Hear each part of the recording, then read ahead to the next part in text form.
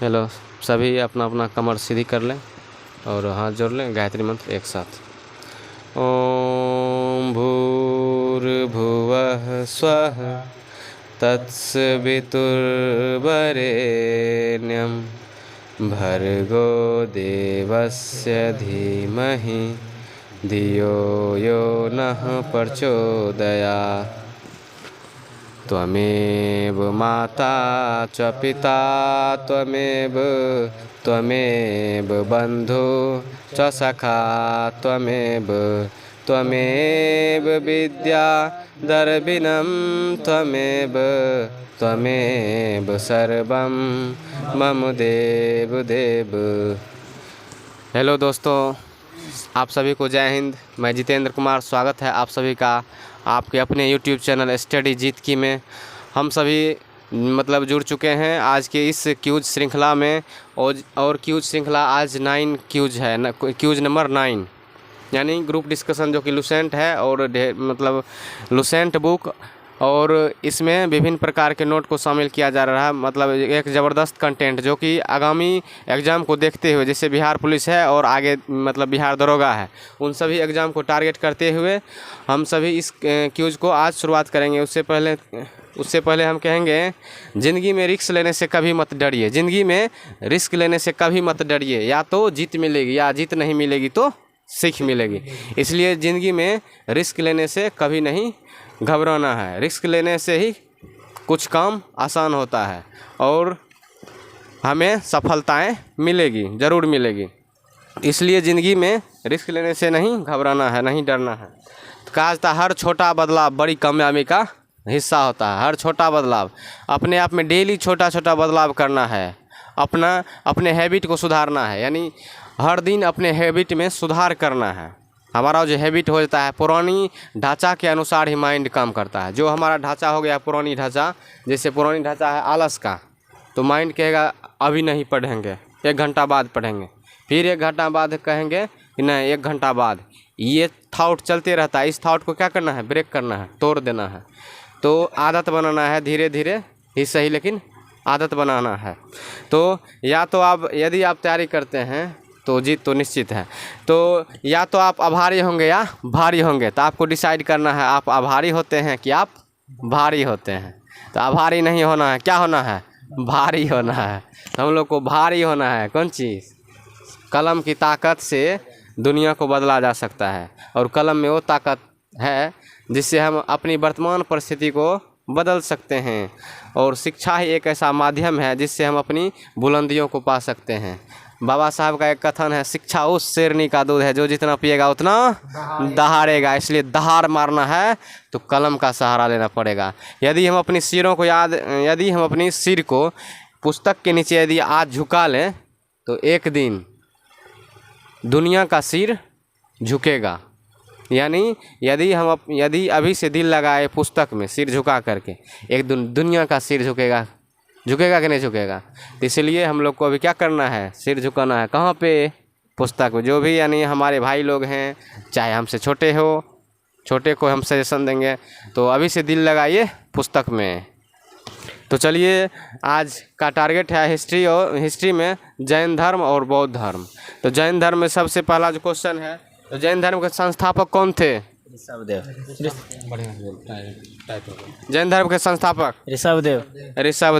जैन धर्म के 23वें तीर्थकर पारसनाथ। जैन धर्म के संस्थापक हो गए ऋषभदेव। जैन धर्म के 23वें तीर्थकर पारसनाथ ने जैन धर्म में कौन सा सिद्धांत जोड़ा था? सत्य बोलना, चोरी न करना, और सत्य, अहिंसा, अस्तेय तथा अपरिग्रह। सत्य, अहिंसा, अस्तेय तथा अपरिग्रह जैन धर्म में 4 सिद्धांत था। अगला है, जैन धर्म के 24वें तीर्थकर कौन थे? महावीर स्वामी। जैन धर्म के 24वें तीर्थकर महावीर स्वामी। जैन धर्म के 24वें तीर्थकर महावीर स्वामी। जैन धर्म के संस्थापक ऋषभदेव। जैन धर्म के 23वें तीर्थकर हो गया पारसनाथ। जैन धर्म के 23वें तीर्थकर पारसनाथ। जैन धर्म के 24वें तीर्थकर महावीर स्वामी। जैन धर्म के संस्थापक ऋषभदेव। जैन धर्म में 4 सिद्धांत जोड़ा गया था। क्या था? सत्य, अहिंसा, अस्तेय तथा अपरिग्रह। सत्य, अहिंसा, अस्तेय तथा अपरिग्रह। अगला है महावीर स्वामी। जैन धर्म के अंतिम क्या थे? अंतिम तीर्थंकर थे। महावीर का जन्म कब हुआ था? 540 ईसा पूर्व। 540 ईसा पूर्व महावीर स्वामी का जन्म हुआ था। महावीर स्वामी का जन्म कुंडलग्राम में 540 ईसा पूर्व। 540 ईसा पूर्व में कहाँ जन्म हुआ था? कुंडलग्राम। वैशाली के कुंडग्राम में। वैशाली के कुंडग्राम में महावीर स्वामी का जन्म हुआ था। 540 ईसा पूर्व में महावीर स्वामी का जन्म वैशाली के कुंडग्राम में हुआ था। महावीर के माता और पिता कौन थे? माता का नाम त्रिशला और पिता का नाम सिद्धार्थ।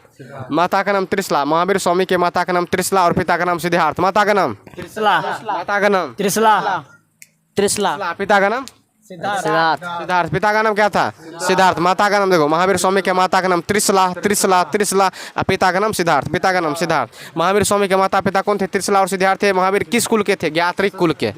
महावीर स्वामी में हर चीज कहीं ना कहीं 3 से कट रहा है, यानी विभाजित हो रहा है। महावीर स्वामी का एक चीज़ याद रखना, कारण क्या? जैन धर्म और बौद्ध धर्म में कन्फ्यूजन ज़्यादा होता है, रिलेटेड बहुत कुछ ज़्यादा है, मतलब समानताएं ज़्यादा है इसमें। तो महावीर स्वामी में याद रखना है कि 3 से विभाजन होने वाला चीज़ इसमें ज़्यादा है। जैसे 540 ईसा पूर्व में जन्म हुआ था महावीर स्वामी का, इसको हम 3 से काटेंगे, विभाजित करेंगे 540 को, तो आराम से कट जाएगा। 18 तिया 54 कट जा रहा है, यानी 180 बार में 540 कट जाएगा। तो हम मतलब ये ट्रिक ध्यान में रखना है कि महावीर स्वामी का हर चीज़ में 3 से समानता है। ज्ञात्रिक कुल के थे तो त्रिक यानी 3, यहाँ भी 3 का बात आ गया। ज्ञात्रिक कुल के थे तो त्रिक हो गया। माता का नाम त्रिशला, इसमें भी त्रि आ गया। त्रि मतलब 3, याद करने के लिए है, वैसे कुछ नहीं है यहाँ पर। तो 540 ईसा पूर्व हो गया जन्म।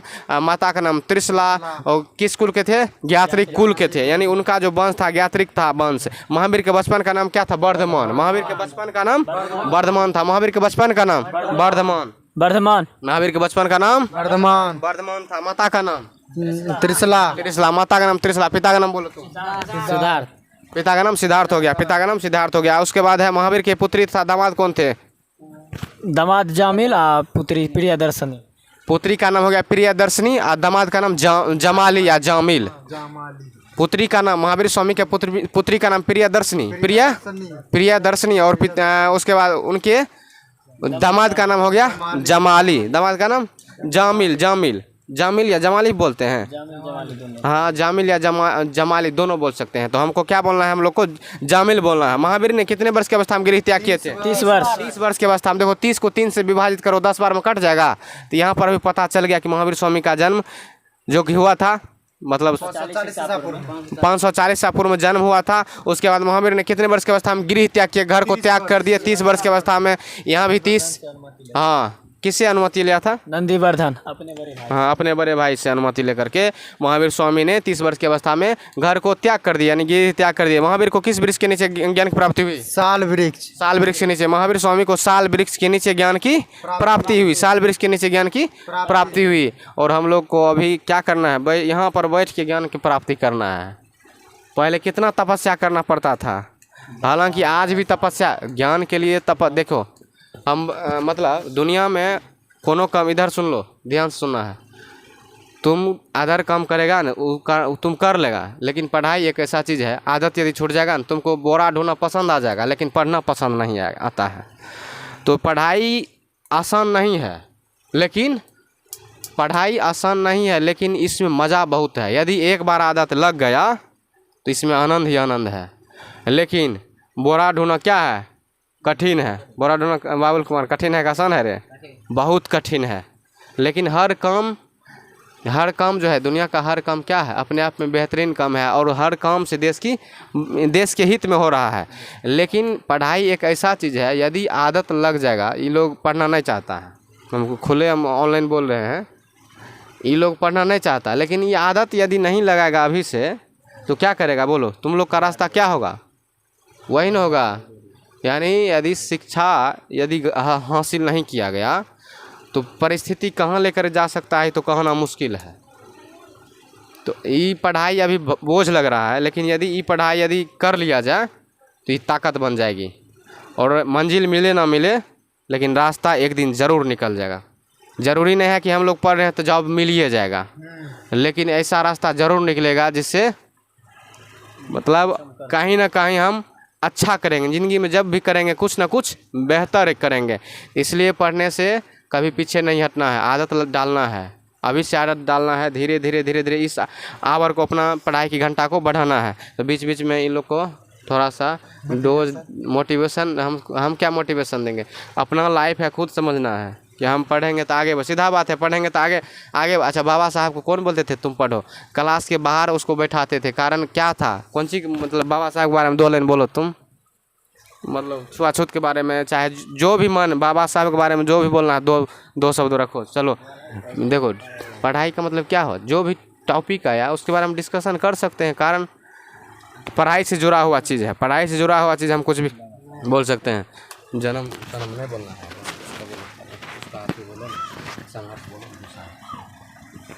जब बाबा साहब स्कूल पढ़ने जाते थे तो उन्हें स्कूल में बैठने नहीं दिया जाता था, उन्हें सबसे लास्ट में बैठाया जाता था, जहाँ पर कि बच्चे चप्पल खोलते थे, उस जगह पर बोरा बिछा करके उन्हें बैठाया जाता था।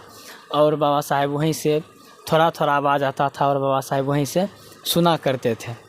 और आगे एक दिन बाबा साहब संस्कृत की पढ़ाई जब पढ़ा रहे थे स्कूल में संस्कृत, तो बाबा साहब दीवार के पीछे से सुन रहे थे, तो उन्हें पढ़ने नहीं दिया जा रहा था। बाबा साहब दीवार के पीछे से सुन रहे थे, और बाबा साहब जब इनके बारे में पता चला मास्टर को, तो मास्टर ने बाबा साहब को बुलाया और बाबा साहब के जितने भी नोट्स बनाए थे उनको फाड़ दिया गया था। और बाबा साहब को पानी भी पीने नहीं दिया जाता था।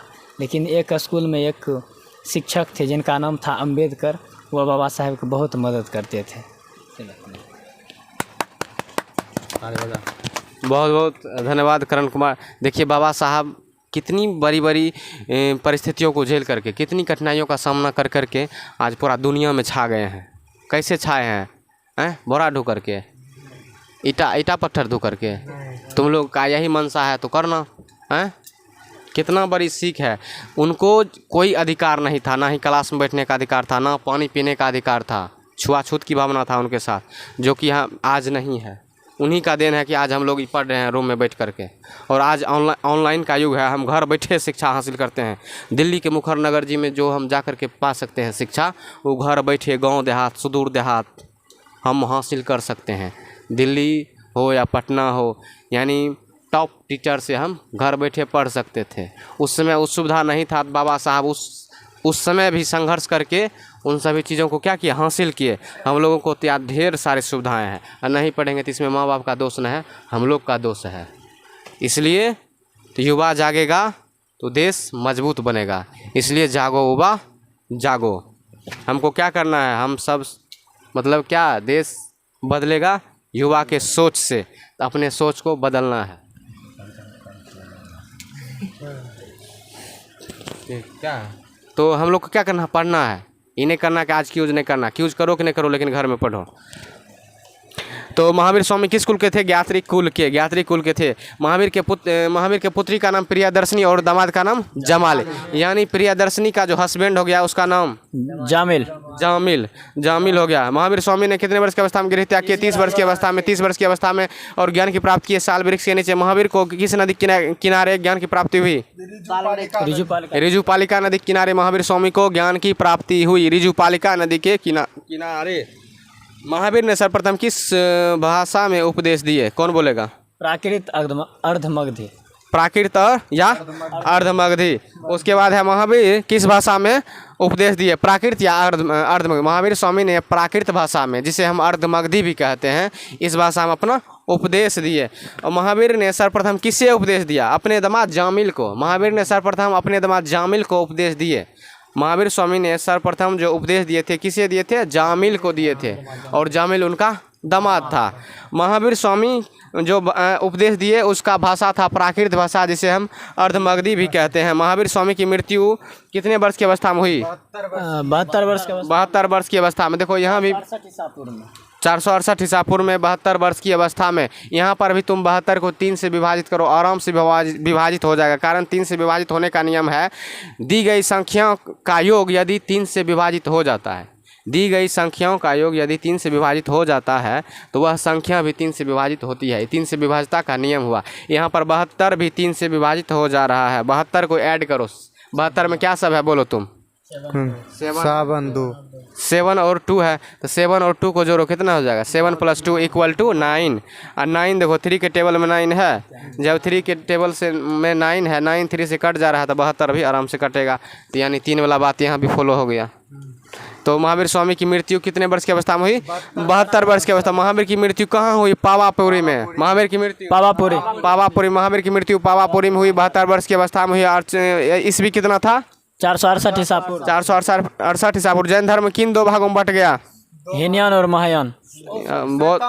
देखो बौद्ध धर्म में हीनयान और महायान है, बौद्ध धर्म में हीनयान और महायान है, लेकिन यहाँ भी इसलिए ना बोले जैन धर्म और बौद्ध धर्म में कन्फ्यूजन ज़्यादा है, इसको बार बार पढ़ना है, बार बार ध्यान रखना है, ठीक है।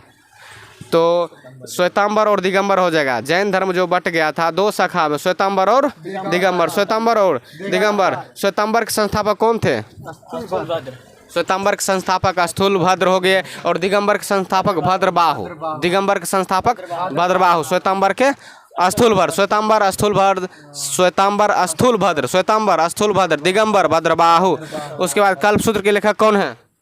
कल्पसूत्र भद्रबाहु। कल्पसूत्र के लेखक भद्रबाहु। कल्पसूत्र के लेखक भद्रबाहु। लेखक वाला बात आ गया तो कुछ और लेखक का कर लेते हैं। उसके बाद लेखक का नाम, अर्थशास्त्र के लेखक चाणक्य। चाणक्य। अर्थशास्त्र का लेखक हुआ चाणक्य। चाणक्य का दूसरा नाम कौटिल्य या विष्णुगुप्त।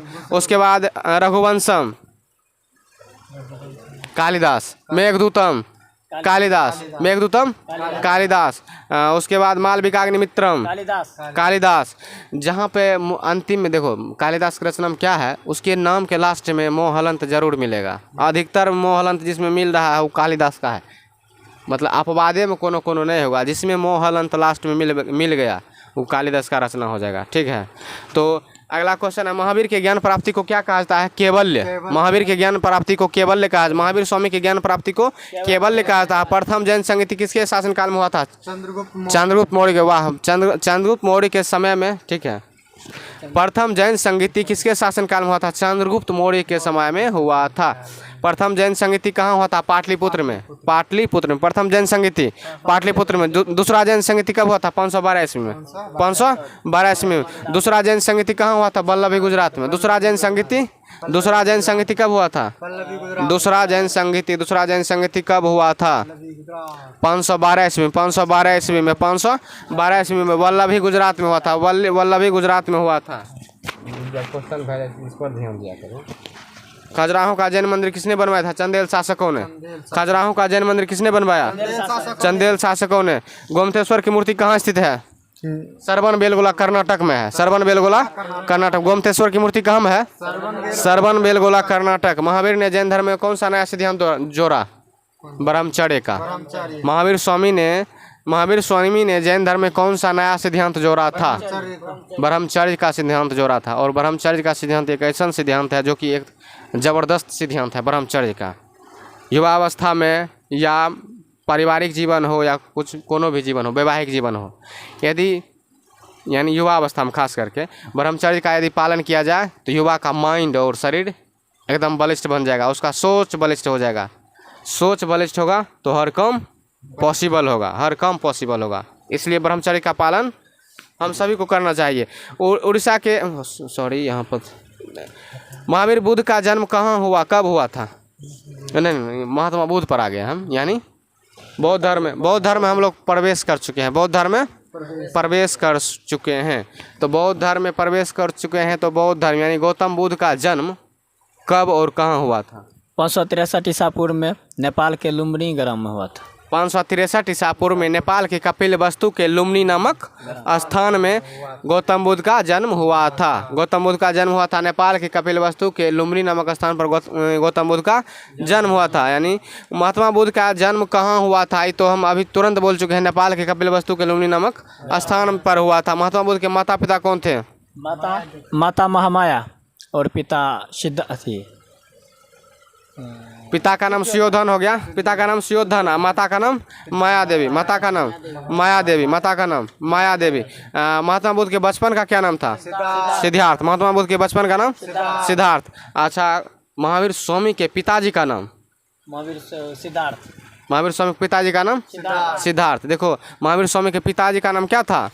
सिद्धार्थ था। लेकिन यहाँ पर महात्मा बुद्ध के बचपन का नाम सिद्धार्थ था। महात्मा बुद्ध के बचपन का नाम सिद्धार्थ था। महात्मा बुद्ध किस कुल के थे? शाक्य कुल। महात्मा बुद्ध शाक्य कुल के। महात्मा बुद्ध शाक्य कुल के। महात्मा बुद्ध जो हैं शाक्य कुल के थे, लेकिन महावीर स्वामी ज्ञात्रिक कुल के थे।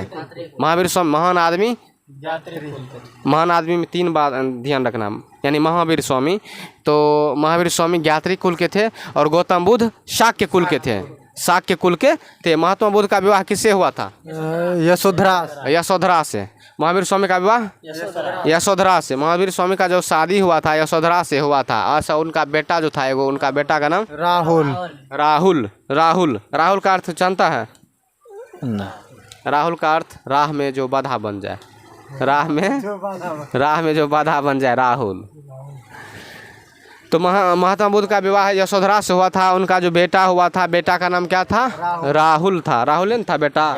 यस राहुल था। उसके बेटा का नाम राहुल था। महात्मा बुद्ध किन घटनाओं को देख कर के गृह त्याग करने का फैसला किया था? 4 घटनाओं को देख कर गृह त्याग किया था। कौन घटना? पहला मृत व्यक्ति को तुम बोलो करण कुमार, ठीक है, कोशिश करो तुम तब तक।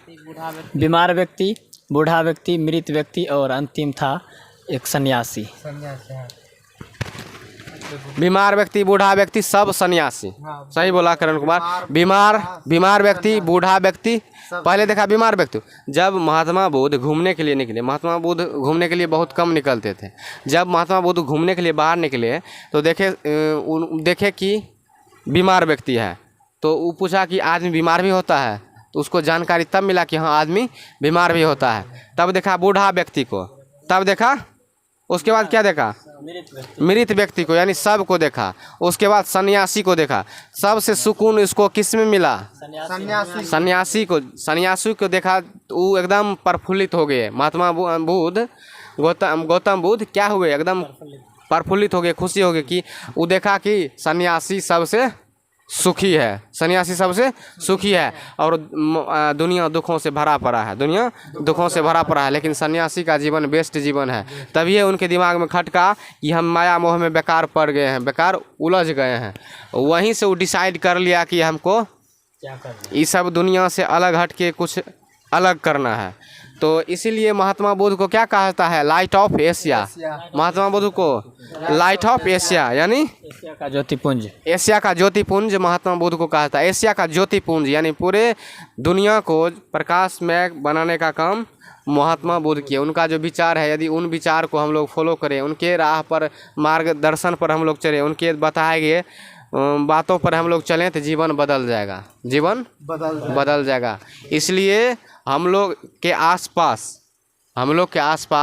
पड़ोस में, घर में, चाहे दोस्त में, यदि वैसा व्यक्ति नहीं है जो कि किसी न, हम लोग का लक्ष्य क्या है? अभी पढ़ना, पढ़ के कुछ अच्छा करना। हम लोग का लक्ष्य क्या है? पढ़ के कुछ अच्छा करना है। तो यदि हम लोग के पास वैसा दोस्त का माहौल नहीं है, थोड़ा देर के लिए यदि माहौल नहीं है, तो माहौल क्या करना पड़ना? क्रिएट करना पड़ता है। माहौल क्रिएट करना अब माहौल क्रिएट करने से माहौल बन जाता है। तो यदि दोस्त वैसा नहीं मिले, पढ़ने वाला दोस्त नहीं मिले, मतलब उसका काम है कुछ ना कुछ आलतू फालतू करने वाला, उसका काम है मनोबल गिराना। आपके हम लोग के आसपास यदि पॉजिटिव व्यक्ति है तब तो बढ़िया बात है। पॉजिटिव व्यक्ति नहीं है तो उसमें भी घबराने की बात नहीं है। हम लोग महान व्यक्तियों के बात पर चलेंगे। महान आदमी मतलब क्या? महान लोगों का बात कैसे? मतलब क्या? हम लोग बाबा साहब के बारे में पढ़ सकते हैं। सुबह उठ करके यदि बाबा साहब के बारे में पढ़ रहे हैं तो इसका मतलब हम बाबा साहब से बात कर रहे हैं। सुबह उठ करके हम महात्मा बुद्ध के बारे में पढ़ रहे हैं तो इसका मतलब हम महात्मा बुद्ध के साथ हैं, उनके विचारों को हम ले रहे हैं, यानी उनसे हम बातें कर रहे हैं। इसका मतलब ये हुआ।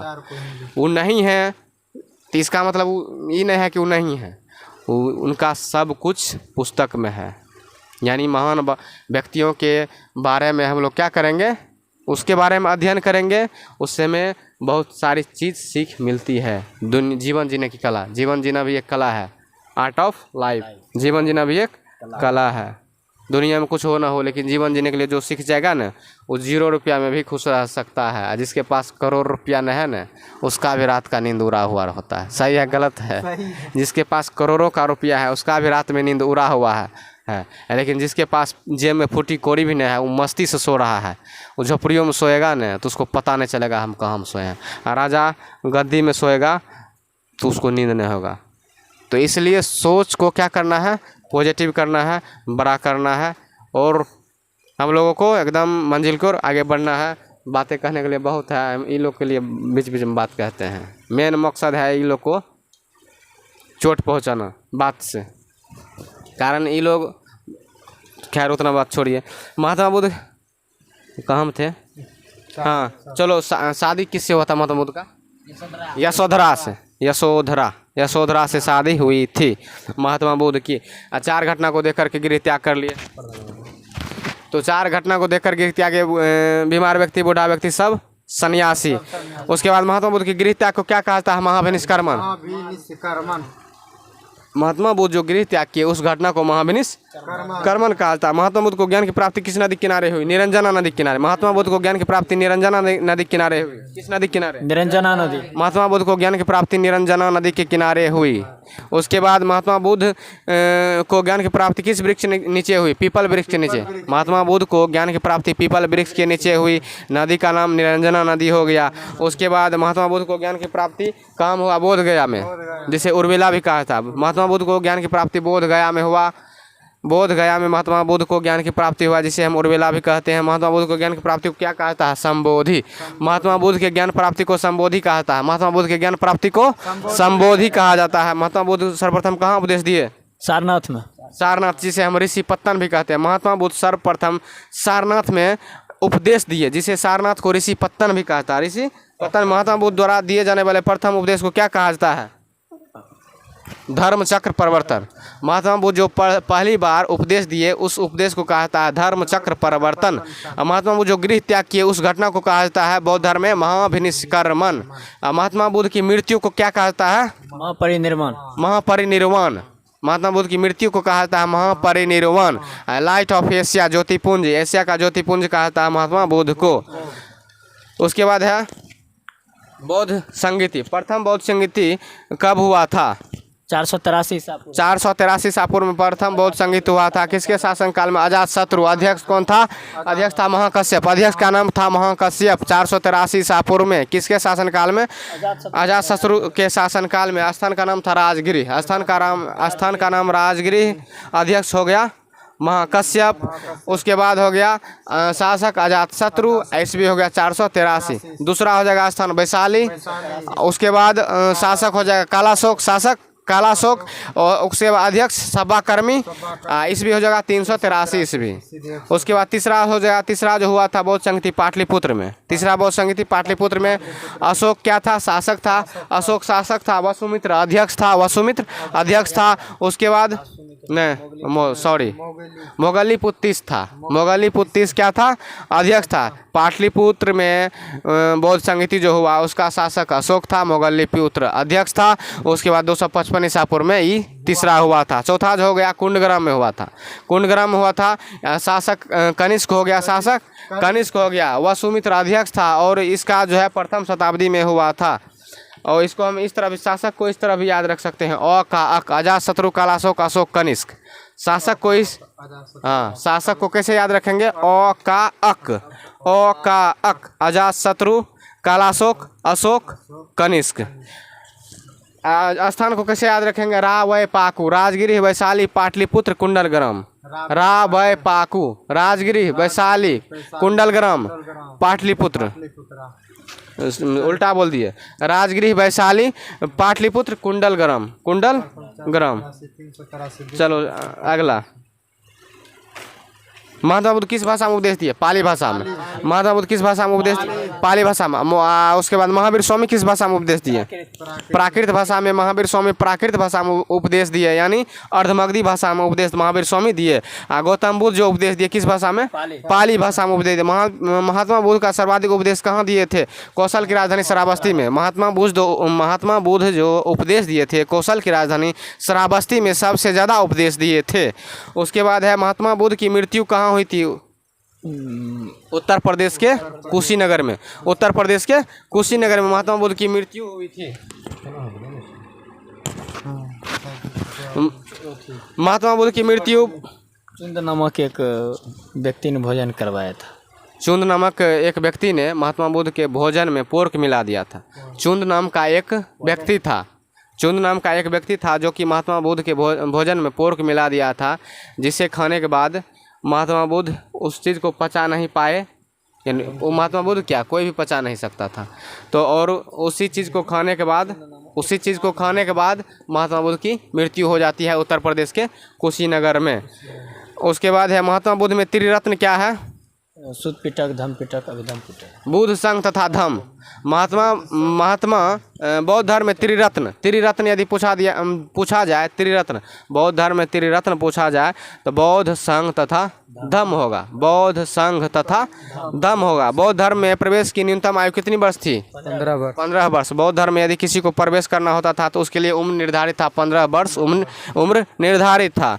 और बौद्ध धर्म में प्रवेश को क्या कहता था? उपसंपदा। बौद्ध धर्म में प्रवेश को उपसंपदा कहा जाता था। और प्रवेश का जो आयु निर्धारित था कितना वर्ष? 15 वर्ष आयु निर्धारित था। किस बौद्ध संगति में बौद्ध धर्म 2 भागों में बट गया था? चतुर्थ बौद्ध संगति में, जो कि प्रथम शताब्दी में हुआ था। अध्यक्ष वसुमित्र था, कुंडलग्राम में हुआ था, शासक कनिष्क था। यानी बौद्ध धर्म 2 भागों में बट गया था, महायान तथा हीनयान में। बौद्ध धर्म आगे चल के 2 भागों में बट गया, किस में? महायान तथा हीनयान। कनिष्क बौद्ध धर्म के किस शाखा का सदस्य था? महायान का। कनिष्क जो था बौद्ध धर्म का महायान शाखा का सदस्य था। त्रिपिटक किसका धार्मिक ग्रंथ है? बौद्ध धर्म वालों का धार्मिक ग्रंथ है त्रिपिटक किसका ग्रंथ है? बौद्ध धर्म वालों का। त्रिपिटक क्या गो है? 3 गो है। सूत पिटक, विनय पिटक, अभिधम्म पिटक। सूत पिटक, विनय पिटक, अभिधम्म पिटक। पिटक की संख्या 3 गो। बौद्ध धर्म में पिटक की संख्या 3 गो। सूत पिटक, विनय पिटक, अभिधम्म पिटक। बौद्ध धर्म को सर्वाधिक प्रचारित किस शासक ने किया था? अशोक ने। बौद्ध धर्म को सर्वाधिक सर्वाधिक प्रसारित किस शासक ने किया था? अशोक ने किया था। बुद्ध की मृत्यु कितने वर्ष की अवस्था में हुई थी? 483 ईसा पूर्व में यानी गौतम बुद्ध की जो मृत्यु हुई 483 ईसा पूर्व में 80 वर्ष की अवस्था में, जो कि एक चुंद नामक लोहार था, वही ने गौतम बुद्ध के भोजन में पोर्क मिला दिया था, जिस भोजन को करने से महात्मा बुद्ध उस भोजन को पचा नहीं पाए। और कहा जाता है कि उसी भोजन को करने के उपरांत महात्मा बुद्ध की मृत्यु हो जाती है। चलिए, हम लोग का 2 टारगेट आज का था हिस्ट्री में। जैन और बौद्ध खत्म हो गया। यह जो सीरीज चल रहा है लुसेंट का सीरीज है, जो कि लुसेंट कहा जाता है स्टूडेंट का बाइबिल है। स्टूडेंट का बाइबिल कहा जाता है। ये लुसेंट देखो, देखने में पतला दुबला है, देखने में छोटा लगेगा, हो करे गंभीर। वही बात है लुसेंट में। मार्केट में ढेर सारा बुक है, लाल, पीली, नीला, काली, रंगीन। मतलब उसमें चित्र दे दिया जाएगा तो मन मोह लेगा, आकर्षित कर लेगा। लेकिन ये नॉर्मल रूप में है तो इसको स्टूडेंट क्या करता है? इग्नोर भी कर देता है। लेकिन इसको क्या करना है? इग्नोर नहीं करना है। बिहार पुलिस इससे बाहर नहीं जाएगा, सीधा समझो। बिहार पुलिस क्या, दरोगा का पीटी तक में ये 100% तो कम नहीं देगा, लेकिन 30% तो ज़रूर कम दे देगा। 30% कम है बोले तो यानी इसको सीधा समझो कि कोनो भी एग्जाम रहे, वन डे एग्जाम, यहाँ तक बीपीएससी भी इससे पीटी में इसे हम बीपीएससी में भी फ़ायदा उठा सकते हैं। इसको कमज़ोर नहीं समझना है। वन डे एग्जाम के लिए बेस्ट बुक बोलने से कुछ नहीं होगा, ये बेस्ट बुक है। ये सीधा समझो स्टूडेंट का बाइबल है। तो बेसिक यदि ठोस करना है, इसको करने के बाद दुनिया का कोनो बुक उठाओ, ठीक है। ये लोग को हम कह रहे हैं, इसलिए कभी कभी लैंग्वेज में अथी हो जाता है। मतलब आप लोग तो जानवे करते हैं, ये लोग को कहते हैं थोड़ा जूनियर है तो मतलब जूनियर वाला बात बोल देते हैं। तो वैसे हम सभी जानते हैं कि चलिए, अगला टारगेट हम लोग का कौन सी था? लुसेंट में विविध था। लुसेंट में विविध वाला भाग है। तो भारत की प्रथम, हम लोग विविध की ओर बढ़ चुके हैं। कितना मिनट हुआ? विविध की ओर आगे बढ़े हैं। भारत की प्रथम महिला राष्ट्रपति प्रतिभा देवी सिंह पाटिल। भारत की प्रथम महिला राष्ट्रपति प्रतिभा देवी सिंह पाटिल। भारत की प्रथम महिला प्रधानमंत्री श्रीमती इंदिरा गांधी। भारत की प्रथम महिला प्रधानमंत्री क्या हम बोले, पहला बोले थे। अच्छा कोई बात नहीं। भारत की प्रथम महिला प्रधानमंत्री श्रीमती इंदिरा गांधी, और राष्ट्रपति हो जाएगा श्रीमती प्रतिभा देवी सिंह पाटिल। भारत की प्रथम महिला लोकसभा अध्यक्ष मीरा कुमार, भारत की प्रथम महिला लोकसभा अध्यक्ष मीरा कुमार। भारत की प्रथम महिला राष्ट्रपति श्रीमती प्रतिभा देवी सिंह पाटिल। भारत की प्रथम महिला प्रधानमंत्री श्रीमती इंदिरा गांधी। उसके बाद है भारत का प्रथम महिला, पुरुष में यदि पूछा जाए, भारत का प्रथम महिला, पुरुष ने पूछा जाएगा, भारत का प्रथम प्रधानमंत्री, भारत का प्रथम प्रधानमंत्री पंडित जवाहरलाल नेहरू। यानी JL नेहरू जी, यानी पंडित जवाहरलाल नेहरू। उसके बाद है भारत की प्रथम महिला राज्यसभा उपसभापति वायलेट अल्वा, वायलेट अल्वा। भारत की प्रथम महिला राज्यसभा उपसभापति वायलेट अल्वा। अगला क्वेश्चन है भारत की प्रथम महिला लोकसभा अध्यक्ष मीरा कुमार, भारत की प्रथम महिला लोकसभा अध्यक्ष मीरा कुमार। लोकसभा की प्रथम महिला महासचिव स्नेहलता श्रीवास्तव, लोकसभा की प्रथम महिला महासचिव स्नेहलता श्रीवास्तव, स्नेहलता श्रीवास्तव, स्नेहलता श्रीवास्तव। लोकसभा की प्रथम महिला महासचिव स्नेहलता श्रीवास्तव। भारत की प्रथम महिला केंद्रीय मंत्री राजकुमारी अमृता कौर, राजकुमारी अमृता कौर क्या थी? केंद्रीय मंत्री थी। उसके बाद है भारत की प्रथम महिला सांसद, जिसे हम MP कहते हैं, MP राधाबाई सुब्बारायण, राधाबाई सुब्बारायण। भारत की प्रथम महिला राज्यपाल सरोजिनी नायडू कहाँ की थी? उत्तर प्रदेश। सरोजिनी नायडू कहाँ की थी? उत्तर प्रदेश। UPSC की प्रथम महिला अध्यक्ष रोज मिलियन मैथ्यू, UPSC की प्रथम महिला अध्यक्ष रोज मिलियन मैथ्यू। UPSC जो कि इंडिया का टफेस्ट एग्जाम में से एक एग्जाम है, UPSC, जिसका फुल फॉर्म होता है यूनियन पब्लिक सर्विस कमीशन, यानी संघ लोक सेवा आयोग। BPSC का हो गया बिहार पब्लिक सर्विस कमीशन, यानी बिहार लोक सेवा आयोग। यानी इससे BPSC से क्या बन सकते हैं? यानी SDM। और UPSC से क्या बन सकता है कोई? DM। तो UPSC की प्रथम महिला अध्यक्ष रोज मिलियन मैथ्यू। भारत की प्रथम महिला शासिका राजिया सुल्तान, भारत की प्रथम महिला शासिका राजिया सुल्तान। भारत की प्रथम महिला IAS अन्ना जॉर्ज, भारत की प्रथम महिला IAS अन्ना जॉर्ज। भारत की प्रथम महिला IPS किरण बेदी, भारत की प्रथम महिला IPS किरण बेदी, भारत की प्रथम महिला IPS किरण बेदी। भारत की प्रथम महिला मुख्यमंत्री सुचेता कृपलानी उत्तर प्रदेश की थी, भारत की प्रथम महिला उप मुख्यमंत्री सुचेता कृपलानी उत्तर प्रदेश। और भारत की प्रथम, बिहार का यदि प्रथम महिला पूछा जाएगा मुख्यमंत्री तो कौन हो जाएगा? राबड़ी देवी, यानी हमारे लालू जी की वाइफ, यानी बिहार के प्रथम महिला मुख्यमंत्री तो हो जाएगा राबड़ी देवी। तो चलिए विविध में इसको यहीं तक छोड़ते हैं, ज़्यादा इसको नहीं करेंगे। तो अगला हम लोग का जो टारगेट है, अगला टारगेट क्या है? अंतर्राष्ट्रीय सीमाएं। अंतर्राष्ट्रीय सीमाएं मैकमोहन रेखा किन दो देशों के बीच है? भारत पाकिस्तान के बीच। नो, भारत पाकिस्तान के बीच रेड क्लिफ हो गया। मैकमोहन हो गया भारत एवं चीन के बीच। रेड क्लिफ हो गया भारत पाकिस्तान, मैकमोहन भारत चीन। भारत पाकिस्तान के बीच रेड क्लिफ है। जर्मनी एवं पोलैंड के बीच हिंडनबर्ग रेखा, जर्मनी एवं पोलैंड के बीच हिंडनबर्ग रेखा। उत्तरी कोरिया एवं दक्षिणी कोरिया हो गया 38वीं समानांतर रेखा। उत्तरी कोरिया एवं दक्षिणी कोरिया के बीच 38वीं समानांतर रेखा, 38वीं समानांतर रेखा। उसके बाद है जर्मनी एवं फ्रांस के बीच मैगिनोट रेखा, जर्मनी एवं फ्रांस के बीच मैगिनोट रेखा, जर्मनी एवं फ्रांस के बीच मैगिनोट रेखा उस हो गया। USA एवं कनाडा के बीच 49वीं समानांतर रेखा, USA जिसे हम कहते हैं यूनाइटेड स्टेट ऑफ अमेरिका, जिसकी राजधानी है वाशिंगटन DC, यानी संयुक्त राष्ट्र अमेरिका की राजधानी वाशिंगटन DC।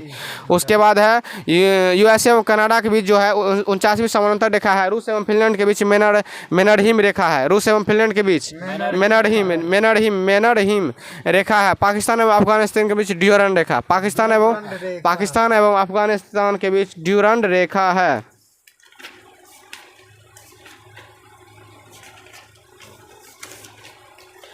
अब जनवरी का हम लोग क्या करेंगे? तिथि, महत्वपूर्ण तिथि जनवरी का महत्वपूर्ण। लुईस ब्रेल दिवस कब मनाया जाता है? 4 जनवरी। लुईस ब्रेल दिवस 4 जनवरी। प्रवासी भारतीय दिवस 9 जनवरी। प्रवासी भारतीय दिवस 9 जनवरी। प्रवासी भारतीय दिवस 9 जनवरी। लुईस ब्रेल दिवस 4 जनवरी। उसके बाद है विश्व हिंदी दिवस 12 जनवरी को राष्ट्रीय युवा दिवस मनाया जाता है। 15 जनवरी थल सेना दिवस मनाया जाता है और 12 जनवरी को राष्ट्रीय युवा दिवस मनाया जाता है स्वामी विवेकानंद के जन्मदिन के अवसर। 22 मार्च पर चले गया। चलो यहाँ हम अथी पढ़ते हैं। विश्व हिंदी दिवस 10 जनवरी को मनाता है। विश्व हिंदी दिवस 10 जनवरी को मनाता है। राष्ट्रीय युवा दिवस 12 जनवरी को मनाता है। स्वामी विवेकानंद जी के जन्मदिन के अवसर पर राष्ट्रीय युवा दिवस मनाया जाता है। उसके बाद है थल सेना दिवस 15 जनवरी को मनाया जाता है। थल सेना दिवस 15 जनवरी को थल सेना दिवस हो गया। भारत पर्यटन दिवस 25 जनवरी। भारत पर्यटन दिवस 25 जनवरी। गणतंत्र दिवस 26 जनवरी। गणतंत्र दिवस 26 जनवरी। स्वतंत्रता दिवस 15 अगस्त। ये सब बच्चों जनता है, ठीक है। गणतंत्र दिवस हो गया 26 जनवरी। अंतर्राष्ट्रीय सीमा शुल्क व उत्पाद दिवस, ये भी 26 जनवरी को। अंतर्राष्ट्रीय सीमा शुल्क व उत्पाद दिवस 26 जनवरी हो जाएगा। 26 जनवरी अंतर्राष्ट्रीय सीमा शुल्क व उत्पाद दिवस 26 जनवरी। सर्वोदय दिवस 30 जनवरी। सर्वोदय दिवस 30 जनवरी। सर्वोदय दिवस 30 जनवरी। शहीद दिवस 30 जनवरी। शहीद दिवस 30 जनवरी। कुष्ठ निवारण दिवस 30 जनवरी। कुष्ठ निवारण दिवस 30 जनवरी। फरवरी का भी करते हैं। फरवरी का है विश्व कैंसर दिवस 4 फरवरी। विश्व कैंसर दिवस 4 फरवरी। अंतर्राष्ट्रीय मातृभाषा दिवस 21 फरवरी। अंतर्राष्ट्रीय मातृभाषा दिवस 21 फरवरी को मनाया जाता है। केंद्रीय उत्पाद शुल्क दिवस 24 फरवरी को। केंद्रीय उत्पाद शुल्क दिवस 24 फरवरी को। राष्ट्रीय विज्ञान दिवस 28 फरवरी को। राष्ट्रीय विज्ञान दिवस 28 फरवरी को। वैलेंटाइन डे कब मनाया जाता है? 14 फरवरी को। अच्छा, 14 फरवरी को और चीज़ मनाया जाता है। कौन सी? Black day. वो क्या हुआ था? पुलवामा अटैक जो हुआ था 14 फरवरी के दिन हुआ था। तो वैलेंटाइन डे तो पीछे रह गया, लेकिन उस दिन क्या होगा में ब्लैक डे यानी काला दिवस के रूप में, यानी पुलवामा दिवस मनाया जाता है। उन शहीदों को हम लोग नमन करते हैं, हम सब नमन करते हैं। कारण यानी भारत, मतलब हम लोग जो रात में सोते हैं चैन का नींद, वैसे नहीं सोते हैं, क्योंकि हमारी रक्षा बॉर्डर पर वो फौजी भाई यानी सेना यानी भारत की जो शान है वो रक्षा करते हैं। तो हम लोग चैन की नींद सोते हैं, चैन की नींद लेते हैं। तो चलिए, हम लोग का फरवरी का भी टारगेट पूरा हो गया है। अगले दिन करेंगे मार्च का। चलो एक चीज़ और लेंगे इसमें। समाधि स्थल कर लेते हैं, उस पर हाथ रख दो। समाधि स्थल करते हैं। समाधि स्थल कहने का मतलब ये हुआ, कोई यदि महान पुरुष हैं, चाहे महिला हो या पुरुष हो, उनका जो अंतिम संस्कार किया जाता है, जिस जगह पर किया जाता है, उसी को हम लोग क्या कहते हैं? समाधि स्थल कहते हैं। तो सबसे पहले हमारे देश के राष्ट्रपिता जो हैं, तो मतलब राष्ट्रपिता के समाधि स्थल यानी महात्मा गांधी के समाधि स्थल का नाम कौन बोलेगा? महात्मा गांधी के समाधि स्थल का नाम राजघाट। महात्मा गांधी के समाधि स्थल का नाम राजघाट। जवाहरलाल नेहरू के समाधि स्थल का नाम शांतिवन। देखो, जवाहरलाल नेहरू के समाधि स्थल का नाम शांतिवन। लाल बहादुर शास्त्री के समाधि स्थल का नाम विजय घाट। जो बहादुर होता है उसकी विजय होती है, इसे ऐसे याद रखना। जो बहादुर होता है उसकी विजय होती है, यानी लाल बहादुर शास्त्री का जो समाधि स्थल था विजय घाट था। इंदिरा गांधी शक्ति स्थल। इंदिरा गांधी में इतनी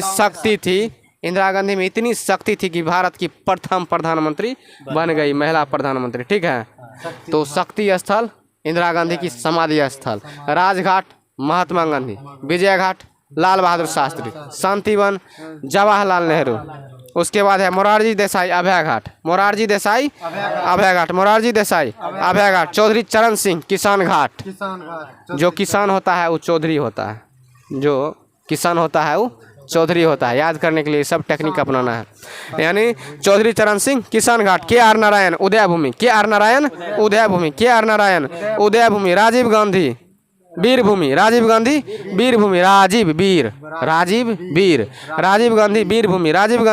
वीरभूमि। डॉक्टर राजेंद्र प्रसाद महाप्रयाण घाट। गुलजारी लाल नंदा नारायण घाट। गुलजारी लाल नंदा नारायण घाट। गुलजारी लाल नंदा कौन थे? गुलजारी लाल नंदा कौन थे? कभी कभी बोलने में गड़बड़ा भी जाते हैं। ये थे प्रधानमंत्री थे। जगुलागो इमच इराविचन वादे एवं ये कौन सी हुआ? भारत के प्रधानमंत्री का लिस्ट हुआ शुरू से लेकर अंत तक। जवाहरलाल नेहरू, गुलजारी लाल नंदा, इंदिरा गांधी, मोरारजी देसाई, चौधरी चरण सिंह। उसके बाद यही सीरीज है, तो यानी प्रधानमंत्री का ही सीरीज है। जगु लागू इमच इराविचन वादे एवं। अगले दिन इनको पूरा डिफाइन करेंगे। तो ये हुआ, ये जो ट्रिक था हम लोग का अभी, जगु लागू इमच इराविचन वादे एवं। ई प्रधानमंत्री का लिस्ट हुआ शुरू से अब तक, लास्ट में इमाम मो है तो मनमोहन सिंह, बाद में मोदी जी, लास्ट वाला हम लोग जान लेते हैं। तो गुलजारी लाल नंदा भी क्या थे, भारत के प्रधानमंत्री थे। तो नारायण घाट हो गया इनका समाधि स्थल, जगजीवन राम समता स्थल, जगजीवन राम समता स्थल, जगजीवन राम समता स्थल। BR अम्बेडकर, बाबा साहब BR अम्बेडकर चैत्रा भूमि, BR अम्बेडकर जो कि उन्होंने फोटो भी है बाबा साहब का, चैत्रा भूमि BR अम्बेडकर यानी बाबा साहब यानी विश्व रत्न डॉक्टर बाबा साहब भीमराव अम्बेडकर का जो समाधि स्थल है चैत्रा भूमि है। उसके बाद ज्ञानी जैल सिंह एकता स्थल, ज्ञानी जैल सिंह एकता स्थल। शंकर दयाल शर्मा कर्म भूमि, शंकर दयाल शर्मा कर्म भूमि यानी शंकर भगवान क्या कहते हैं, कर्म करो फल की चिंता मत करो। गीता में भी कहा गया है कर्मण्येवाधिकारास्ते मा फलु कदाचन, यानी कर्म करो फल में तेरा अधिकार नहीं है, लेकिन कर्म करेगा तो फल मिलवे करेगा। अच्छा कर्म का अच्छा फल मिलेगा, बुरा कर्म का निश्चित रूप से बुरा फल मिलेगा। इसलिए हम लोग को कर्म क्या करना चाहिए, सुकर्म करना चाहिए, कुकर्म नहीं करना है। अपने माँ बाप को क्या करना है, सीना को तान के शान से चले, इसलिए हमको क्या करना पड़ेगा, सुकर्म करना। जो कुकर्म करेगा वो तो दुखी रहबे करेगा, साथ साथ अपने परिवार को दुखी करेगा, समाज में एक गलत संदेश देगा। यानी हम लोग को क्या करना है, एकदम अच्छा मार्ग पर चलना। कहा जाता है संगत से गुण आवत है, संगत से गुण जात है, संगत से गुण होता है, संगत से गुण जात है। यानी अच्छा संगति करेगा अच्छा बनेगा, बुरा संगति करेगा बुरा बनेगा। इसलिए संगति सोच समझ के किया करो, ठीक है। तो अटल बिहारी वाजपेयी सदैव अटल रहो अपनी बानी पर, मतलब तुम जो बोल देगा वही होगा, यही ना तुम्हारा मतलब, यही ना तुम जो बोल देगा वो हो जाएगा। यानी सदैव अटल रहना है, हम लोग को लक्ष्य के प्रति सदैव अटल रहना है, लक्ष्य के प्रति सदैव अटल रहना है, सदैव उस पर एकदम पूरा डटे रहना है। आई कैन डू इट, मैं कर सकता हूँ, मैं ही कर सकता हूँ और मुझसे बेहतर कोई नहीं कर सकता है। इस सिद्धांत अपनाना है, हमेशा मोटिवेट रहना है। सदैव अटल किसका हो गया बोलो, अटल बिहारी वाजपेयी, सदैव अटल अटल बिहारी वाजपेयी, सदैव अटल अटल बिहारी वाजपेयी। चलिए आज का सेशन आप लोग को कैसा लगा ज़रूर लाइक करेंगे, शेयर करेंगे। और आप सब बहुत वीडियो को सपोर्ट करते हैं, हमारा व्यू हज़ारों में जा रहा है, इसलिए आप सबों को दिल से नमन हम करते हैं। और स्टडी जीत की इस यूट्यूब चैनल को इतना प्यार देने के लिए आप सबको बार बार प्रणाम, हम सभी आप सबको प्रणाम करते हैं, नमन करते हैं, धन्यवाद ज्ञापित करते हैं। दिल की प्रेम पूर्वक गहराई से आप सभी को बार बार नमन है। मिलेंगे अगले वीडियो में, तब तक के लिए जय हिंद, जय भारत, जय बंगलिया, जय खगड़िया, जय बिहार।